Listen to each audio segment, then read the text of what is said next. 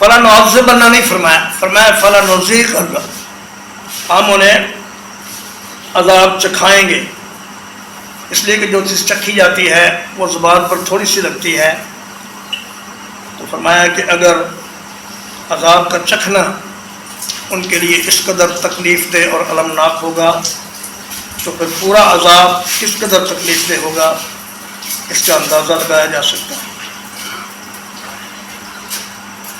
اور ہم ان کے بدترین اعمال کا انہیں پورا بدلہ دیں گے۔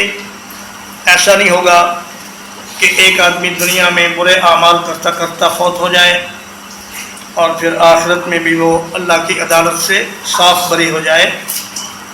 ہاں، اگر کوئی آدمی برا ہے اور وہ مرنے سے پہلے توبہ کر لے اور اچھا انسان بن جائے تو پھر اللہ پاک اس کے گناہوں کو معاف فرما دیتے ہیں، بلکہ بعض حالات میں اس کے گناہوں کو بھی نیکیاں بنا دیا جاتا ہے۔